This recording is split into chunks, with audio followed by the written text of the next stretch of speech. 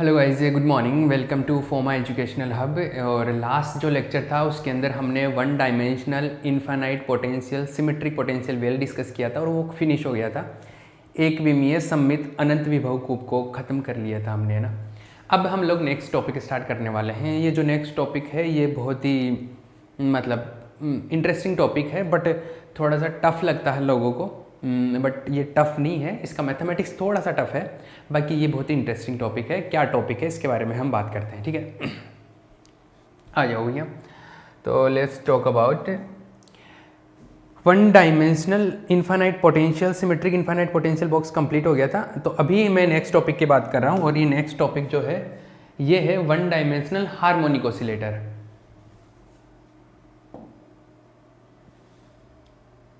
एक विमीय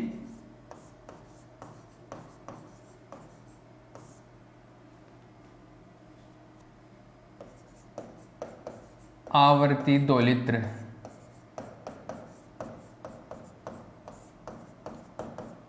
एक विमीय आवर्ती दोलित्र वन डायमेंशनल हार्मोनिक ऑसिलेटर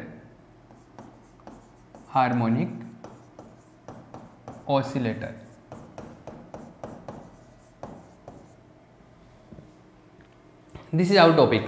अब देखो वन डायमेंशनल हार्मोनिक ऑसिलेटर क्या होता है उसके बारे में मैं एक आपको बात बताता हूँ। सबसे पहले तो इसका मीनिंग समझेंगे कि क्या मतलब क्या होता है इसका, और फिर इसके बारे में हम लोग इसका मैथमेटिक्स को डिस्कस करेंगे ना। तो देखो सुनो, इसमें क्या क्या पूछ सकता है एग्जाम में, क्या क्या हो सकता है, किस तरीके से पूछता है। एक तो ये पूछता है कि अगर कोई पार्टिकल है वो वन डायमेंशनल हार्मोनिक मोशन कर रहा है, एक विमीय आवृत्ति दोलन गति कर रहा है, कोई एक विमीय आवृत्ति दोलित्र है, तो उसका श्रोडिंगर इक्वेशन लिखिए। क्या पूछेगा? श्रोडिंगर समीकरण पूछ लेगा। एक तो ये पूछेगा। एक दूसरा इसके अंदर पूछेगा कि उसके आइगन फलन लिखिए, आइगन फंक्शंस, है ना। एक पूछेगा उसके आइगन ऊर्जा मान, आइगन एनर्जी वैल्यूज, ये पूछेगा। तो हम लोग ये तीनों चीज़ें मतलब ये पूरा कंप्लीट टॉपिक पढ़ेंगे। तो इसमें से जो भी पूछता है आप बता सकते हो, ठीक है। अब चलो बात आती है एक विमीय आवर्ती दोलित्र का क्या मीनिंग है, हार्मोनिक ऑसिलेटर का क्या मतलब होता है। देखो आपने फर्स्ट ईयर में अगर ऑसिलेशन पढ़ा है, थोड़ा बहुत नहीं भी पढ़ा है या पढ़ा है आपको आता नहीं है, कोई प्रॉब्लम नहीं, मैं कुछ चीज़ें बताता हूँ। देखो ऐसा होता है, एक पार्टिकल है वो अगर अपने पाथ को रिपीट करता है, बार बार एक ही पथ पर गति करता है, तो उस गति को बोलते हैं आवर्त गति। इंग्लिश में बोलते हैं पीरियोडिक मोशन। मतलब जैसे मान लो कि ये सन है और अर्थ है अपना, तो ये अर्थ क्या करता है, ये इधर जाता है फिर इधर इधर, एक ही पाथ पर, उसी पाथ पर क्या करता है, गति करता रहता है, उसी पाथ पे मोशन कर, मतलब अपने पथ को रिपीट करता रहता है, रिपीट करता रहता है। तो इस टाइप की मोशन को क्या बोलते हैं? आवर्त गति। आवर्त गति, पीरियोडिक मोशन बोलते हैं इसको, है ना। This is periodic motion. इसमें नहीं, ये तो एक पर्टिकुलर एग्जाम्पल था, लेकिन जहां पर भी दुनिया में अगर कोई भी पार्टिकल अपने पाथ को रिपीट करता है तो उसको बोलते हैं पीरियोडिक मोशन, ठीक है। मतलब एक पर्टिकुलर टाइम पीरियड में, जैसे 1 मिनट में ये चक्कर कंप्लीट कर लेता है, फिर 1 मिनट में चक्कर कंप्लीट कर, तो ये क्या है? पीरियोडिक मोशन है। अगर पीरियोडिक मोशन कुछ इस टाइप से हो, कैसे कि जैसे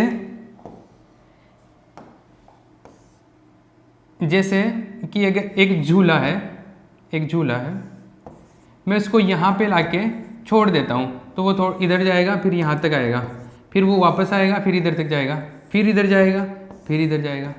इसमें भी क्या हो रहा है? पाथ रिपीट हो रहा है ना, अपना पथ का दोहरान कर रहा है, एक ही पथ पर बार बार गति कर रहा है। तो ये भी कैसा है? पीरियोडिक मोशन है, आवर्त गति है।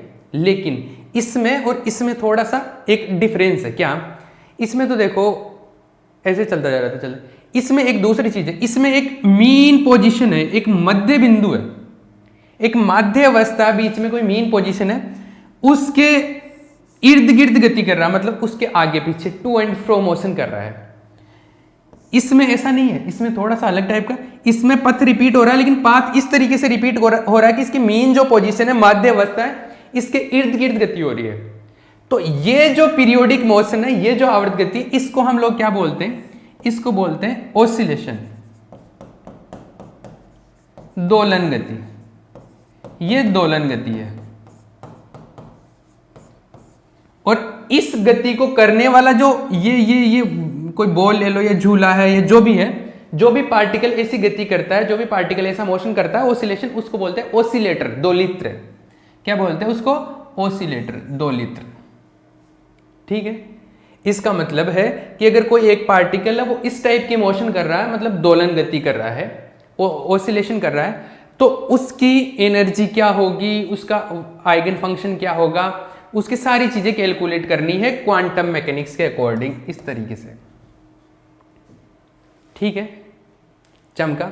ये ऐसा ही नहीं, और भी बहुत जगह पे इसके एग्जांपल्स हो सकते हैं, जैसे स्प्रिंग में भी हो सकता है ये। तो देखो मैं इसके कुछ विजुअल्स दिखाता हूँ आपको, इसके कुछ विजुअल्स देखते हैं हम लोग। 1 सेकेंड। देखो, एक तो ये स्प्रिंग में भी हो सकता है, ये स्प्रिंग ऊपर नीचे, तो एक माध्य अवस्था होती है, इसमें भी एक बीच की अवस्था होती है, एक मीन पोजीशन होता है, उसके टू एंड फ्रो मोशन होता है। जैसे मैं मीन पोजीशन कहीं ना कहीं यहाँ पर बना देता हूँ, इसमें कहीं मीन पोजीशन में ऑलमोस्ट इधर बना देता हूँ, तो इसके ऊपर नीचे थोड़ा सा नीचे बन गया ये ना। अगर मैं मीन पोजीशन बनाऊँ तो ये कुछ यहाँ के आसपास हो सकता है, तो इतना नीचे और ऊपर जा रही है इसके। ये भी क्या पाथ का रिपीटेशन हो रहा है, ये भी क्या है, दोलन गति है, दोलित्र है ये। तो ये क्या है, ये दोलित्र है, ओसिलेटर है। इसी तरीके से और भी मैं बात कर सकता हूँ, जैसे और भी मोशन हो सकते हैं, लाइक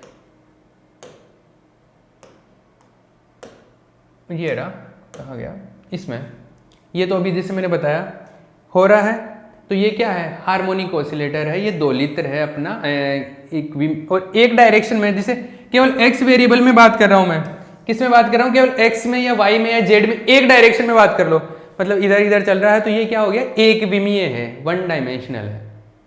क्लियर है?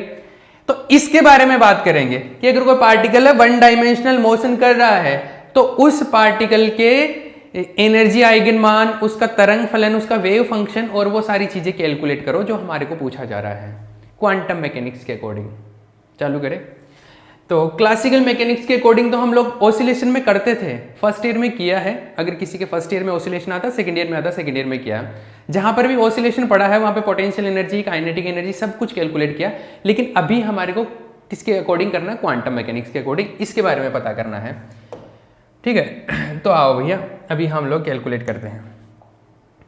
तो क्वांटम मैकेनिक्स के अकॉर्डिंग इसको डिस्कस करना है। तो सबसे पहले तो ये हेडिंग आपने लिख लिया होगा, तो आप ये हेडिंग लिख लो, जो भी है टॉपिक का नाम, एक विमीय आवृत्ति दोलित्र, वन डायमेंशनल हार्मोनिक ऑसिलेटर। अब वन डायमेंशनल हार्मोनिक ऑसिलेटर की पहले तो मैं डेफिनेशन लिखवा देता हूँ, है ना। तो पहले डेफिनेशन लिख लो, पहले हिंदी में लिखवा देता हूँ, then after we will in English. तो लिखो, पहले हिंदी में लिखो। यदि कोई कण एक माध्य अवस्था के इर्द गिर्द, यदि कोई कण किसी माध्य अवस्था के इर्द गिर्द आवर्त गति करता है, माध्य अवस्था के इर्द गिर्द आवर्त गति करता है, तो इस प्रकार की गति को दोलन गति कहते हैं। तो इस प्रकार की गति को दोलन गति कहते हैं, तथा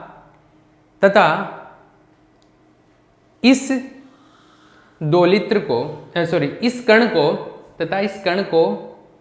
दोलित्र कहते हैं। ठीक है, इंग्लिश में लिख लो। If a particle does to and fro motion about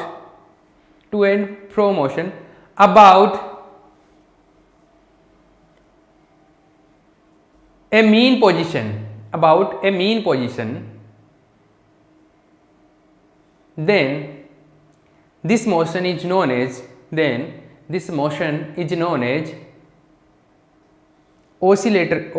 harmonic oscillation. Then this motion is known as harmonic oscillations या oscillatory motion, कुछ भी बोल सकते हो, हार्मोनिक ऑसिलेशंस।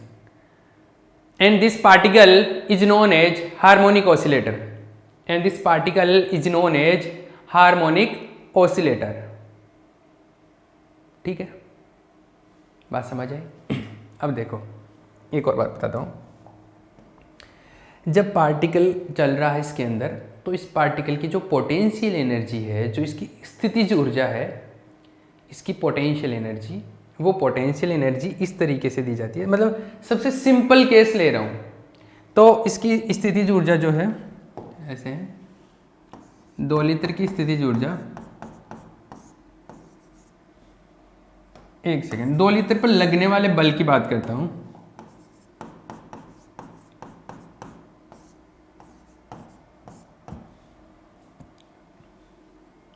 दो लीटर पर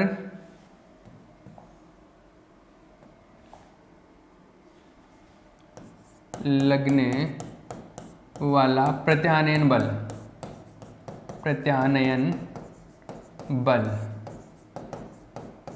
F is equal to -kx, ऐसा पढ़ा होगा।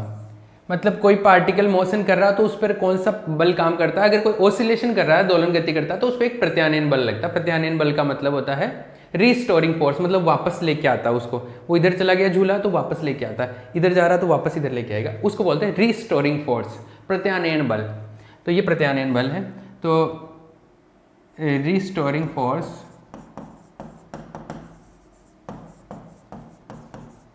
ऑन द पार्टिकल, ठीक है, ये ऐसे हो गया।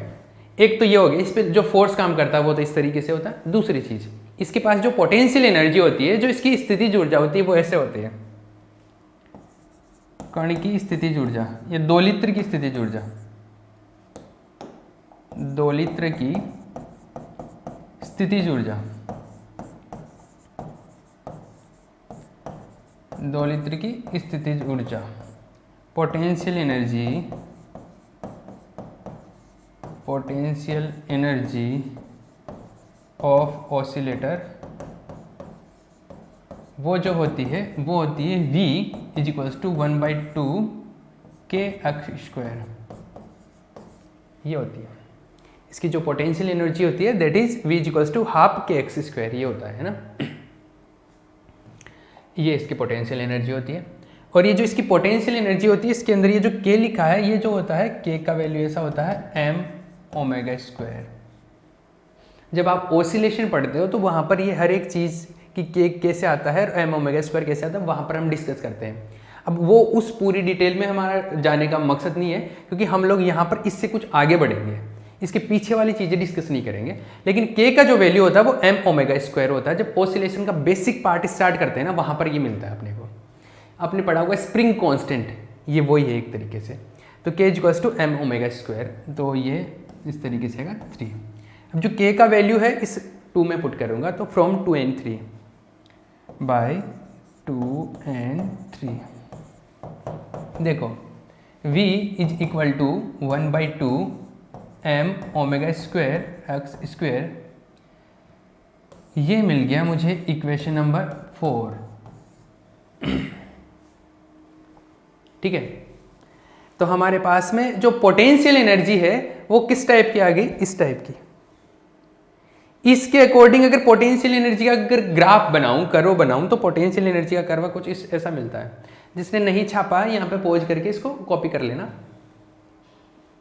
अभी सुनो, इसका जो कर्व बनेगा वो कर्व ऐसा बनेगा, जैसे ये आपकी मीन पोजीशन, एक सेकेंड,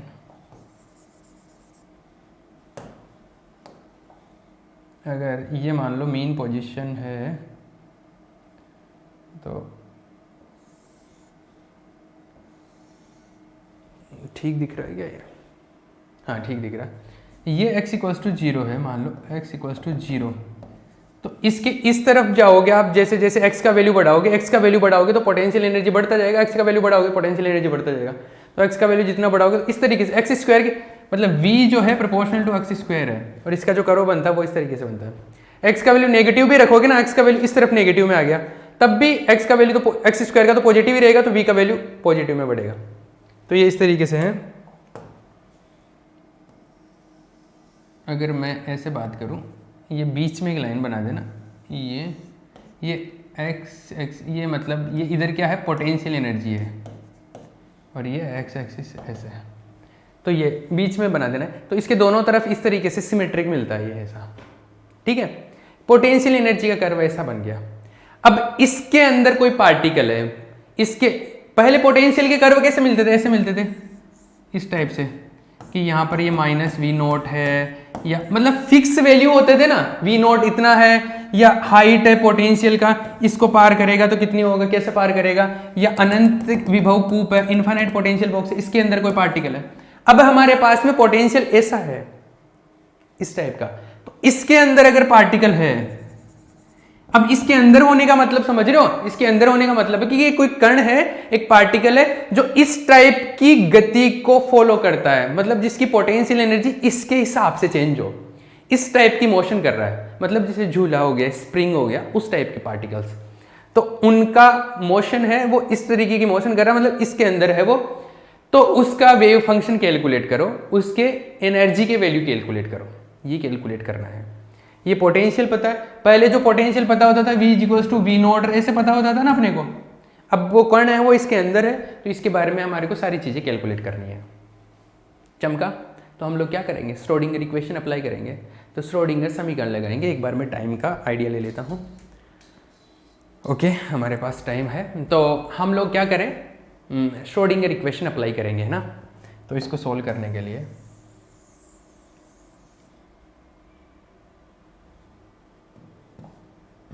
तो श्रोडिंगर इक्वेशन से देखो, एक सेकंड में इसको हटा देता हूँ।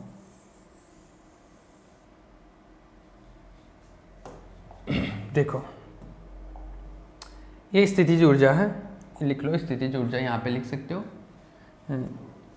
स्थितिज ऊर्जा पहले लिखा था ना हमने, स्थितिज ऊर्जा पोटेंशियल एनर्जी ये है, ये मिल गया। अब देखो 2 लीटर के लिए श्रोडिंगर समीकरण, 2 लीटर के लिए श्रोडिंगर समीकरण, 2 लीटर के लिए श्रोडिंगर इक्वेशन, श्रोडिंगर समीकरण,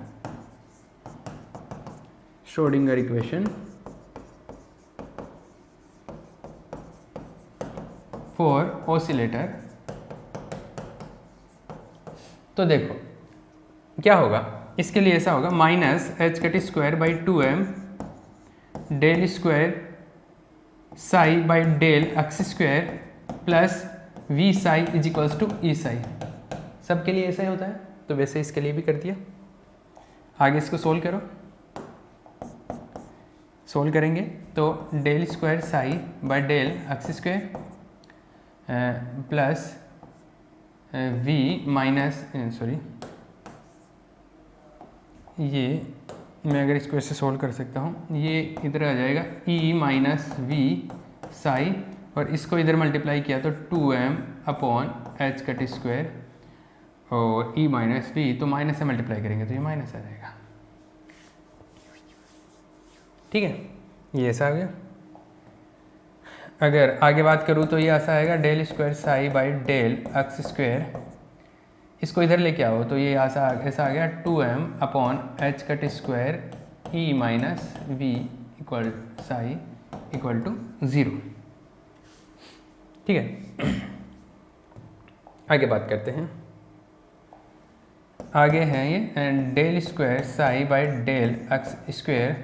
मैं काम करता हूँ, इसमें से माइनस कॉमन ले रहा हूँ, 2m माइनस कॉमन नहीं ले रहा, मैं मल्टीप्लाई कर रहा हूँ, 2m एच कट स्क्वायर को मल्टीप्लाई कर देता हूँ। एक बार मल्टीप्लाई किया तो ये हो गया 2m, v वाले टर्म को पहले लिख लेता हूँ, v upon H cut square, और ये है plus 2m e upon H cut square, इसके साथ भी साई है और इसके साथ भी साई है, इक्वल टू 0। अब देखो v का वैल्यू अपने को पता है, इसको थोड़ा सा पहले अलग तरीके से सोल्व करते थे। पहले यहाँ पे कांस्टेंट मान लेते थे इसको, है ना, इस वाले टर्म को, लेकिन अब यहाँ पे कांस्टेंट नहीं मान सकते। क्यों नहीं मान सकते? क्योंकि अभी जो पोटेंशियल एनर्जी है उसमें एक्स स्क्वायर है, मतलब वेरिएबल है, तो इस टर्म को हम लोग कांस्टेंट नहीं मान सकते। पहले आप याद करो कि इस टर्म को हम लोग के स्क्वायर मान लेते थे या अल्फा स्क्वायर मान लेते थे, अब नहीं मान सकते। क्यों? क्योंकि यहाँ पर v के अंदर भी एक्स स्क्वायर है, मतलब वेरिएबल है, तो इसको ऐसे सोल्व नहीं कर सकते। तो कुछ और जुगाड़ लगाना पड़ेगा, वो जुगाड़ तो भी सोचेंगे, लेकिन पहले कुछ आगे करते हैं इसको, है ना। तो ये इस तरीके से आ गया। अब सुनो, v का वैल्यू तो अपने को अपन जानते हैं ना, तो वो वैल्यू पुट कर देते हैं। तो ये कहाँ पे है, v का मान रखने पर फ्रॉम 4, है ना, 4 से v का मान रखने पर, समीकरण 4 से v का मान रखने पर, putting the value of v from equation number 4। English वाले लिख लेना ये लाइन, तो इतना तो लिख पाते हो ना। Putting the value of v from equation number 4, ठीक है। तो आगे चलो, डेल स्क्वायर बोल लो या डी स्क्वायर बोल लो, एक ही वेरिएबल है तो कोई प्रॉब्लम नहीं है, डी स्क्वायर भी लिख सकते हो इसको, एक ही बात है। मैं इस पे फोकस करता हूँ, एच कट स्क्वायर, v का वैल्यू है जो भी है वो है 1/2 m omega square X square और psi plus 2me upon H cut square psi equal to 0, right. ये है। अब देखो यहाँ पे 2 से 2 कैंसिल आउट हो गया, जो भी कैंसिल आउट हो रहा है उसके बारे में आगे बात करते हैं। डेल एक्स स्क्वायर, इसमें 2 से 2 are cancel outing to each other. आगे ये M square omega square H cut square बच गया, तो इसमें बचा M omega H cut square X square psi plus 2me upon H cut square psi equal to 0। ये मिला मेरे को, ये आ गया। अब देखो इसको आगे कैसे सोल्व करें, क्या सोल्व करें। इसमें ये m ओमेगा एच कट ये सब कांस्टेंट है, ओमेगा फ्रीक्वेंसी एक निश्चित आवृत्ति से गति कर रहा है, मतलब इतने चक्कर पर सेकंड करेगा, वो जो भी है ये कांस्टेंट है, इसको एक कांस्टेंट मान रहा हूँ। अब ये जो कांस्टेंट मान रहा हूँ ये मेरे अकॉर्डिंग मान रहा हूँ कि मैं कुछ भी मान सकता हूँ, लेकिन मुझे आगे जाके, मुझे तो पता है ना कि आगे जाके किस टाइप का इक्वेशन बनाना है, इसको कौन सा फॉर्मेट लेके आना, इसलिए उसके अकॉर्डिंग ही मैं मान रहा हूँ। आपको भी समझ में आ जाएगा कि ऐसा क्यों माना गया। देखो लेट माना ये जो m omega upon H cut है ना, इसको मान लिया मैंने alpha square. m omega upon H cut को क्या मान लिया, अल्फा स्क्वायर, मतलब जो अंदर वाला उसको अल्फा स्क्वायर माना है। तो अल्फा क्या मिला मेरे को, अल्फा मिल गया root of m omega upon H cut. ये बाद में याद रखा जाएगा, काम में आएगा ना। तो ये वाली वैल्यू यहाँ पे पुट कर देता हूँ मैं, ये वाली वैल्यू मैं यहाँ पे पुट करता हूँ। तो देखो क्या मिला, del square psi upon del x square minus ये आएगा, अंदर वाला है अल्फा स्क्वायर, तो अल्फा स्क्वायर का square alpha to power 4 x square psi, और ये जो है यहाँ पे ये मिला 2m e upon H cut और H cut psi equal to 0। मैंने एच कट स्क्वायर को H cut into H cut लिख दिया, कोई प्रॉब्लम नहीं। अब देखो मैं क्या करने की कोशिश कर रहा हूँ, इतना तो हो गया। मैं काम करता हूँ, इसमें भी अल्फा बनाने की कोशिश करता हूँ, इसमें अल्फा बनाया, इस टर्म में भी अल्फा बनाने की कोशिश करता हूँ। तो उसके लिए क्या करें, देखो इस टर्म में अल्फा बनाने के लिए मैं एक बार टाइम देख लेता हूँ।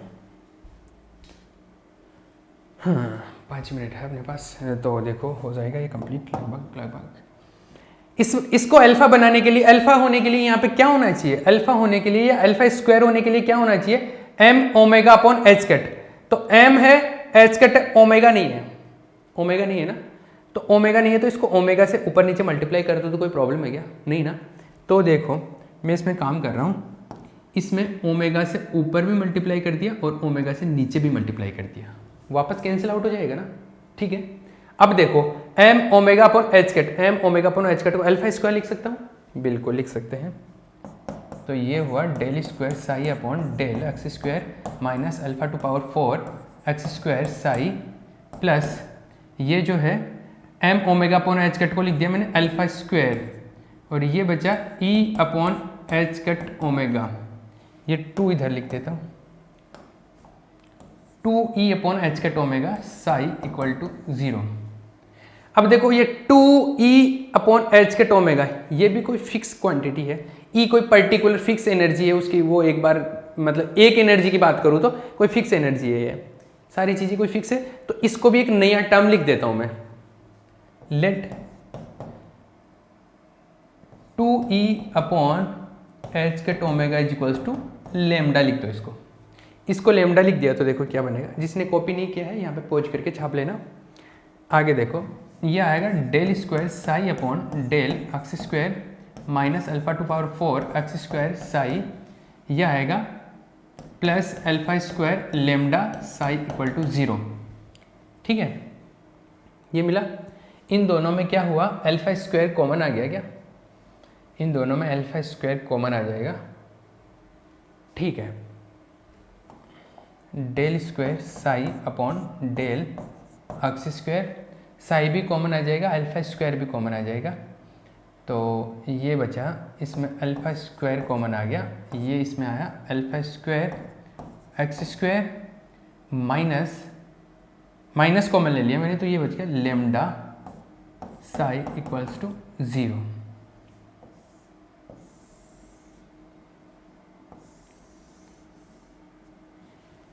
ये कुछ मिला मेरे को भी। अभी मेरे पास में वो जो हमें श्रोडिंगर इक्वेशन जो कैलकुलेट करना चाह रहा हूँ वो नहीं मिला है अभी ये कुछ मिला है। इसका जो श्रोडिंगर इक्वेशन फाइनली, ये भी श्रोडिंगर इक्वेशन ही है, लेकिन जो स्टैंडर्ड फॉर्म है वो कैलकुलेट करके लेके आना। ऐसे तो श्रोडिंगर इक्वेशन तो स्टार्टिंग वाला भी था, लेकिन इसका जो स्टैंडर्ड फॉर्म है वो लेके आना अपने को, है ना। तो इसके लिए इसमें कुछ और चीज़ें करेंगे। अब इसमें कुछ ना किसी वेरिएबल को ट्रांसफर करेंगे, क्योंकि देखो यहाँ पे एक्स स्क्वायर है, यहाँ पे भी एक्स स्क्वायर है, तो हम लोग कुछ इसको सिंप्लीफाई करेंगे। तो इसको सिंप्लीफाई नेक्स्ट पार्ट में करेंगे, उसके लिए कुछ अजम्पशंस लेने पड़ेंगे और उसमें बात करेंगे। ठीक है, तो ये यहाँ तक आप एक बार इसको कंप्लीट कर लें कि किस तरीके से हमने किया है। एक बार मैं थोड़ा सा रिपीट कर दूँ क्या इसको। हमने कुछ नहीं किया, सबसे पहले तो बोला कि हार्मोनिक ऑसिलेटर क्या होता है। हार्मोनिक ऑसिलेटर ऐसा होता है जो ऑसिलेशन करता है, उसको दोलित्र बोलते हैं। उसके लिए हमने जो फोर्स बोला कि उसके ऊपर जो फोर्स काम करेगा, बल लगता है, वो ऐसा लगता है, प्रत्यानयन बल बोलते हैं इसको, रिस्टोरिंग फोर्स। और उसकी जो पोटेंशियल एनर्जी होती है, गति स्थिति ऊर्जा होती है, वो होती है हाफ के एक्स स्क्वायर, ये होती है ना। और इसको के का वैल्यू ये पुट करके पोटेंशियल एनर्जी ये निकाली। इसका जो कर्व बनता है वो इस तरीके से बनता है। ठीक है, इसका जो कर्व बना, इसके लिए अब जो पार्टिकल है कोई इस तरीके की गति कर रहा है कि इस टाइप का कर्व बना रहा है, मतलब कि इसके अंदर है अगर कोई पार्टिकल, तो उसके लिए हम लोग श्रोडिंगर इक्वेशन अप्लाई करके उसके लिए वेव फंक्शन और एनर्जी के आइगन वैल्यूज कैलकुलेट करेंगे। तो वेव फंक्शन तरंग फलन निकालने के लिए हम लोग श्रोडिंगर समीकरण का काम में लेंगे, और श्रोडिंगर इक्वेशन ये लगाया हमने, और इसको अभी तक इसी को चलते जा रहा है, यही चलता जा रहा है। इसी को अलग फॉर्म में बना रहे हैं हम लोग, इस टाइप की फॉर्म में बना रहे हैं ताकि हमारा जो स्टैंडर्ड फॉर्म है वो मिल जाए। तो उसी के लिए हम लोग ट्राई कर रहे हैं। ठीक है, तो ये यहाँ तक पहुँचे। अब इसके जो आगे वाला पार्ट है वो नेक्स्ट में करेंगे। ठीक है।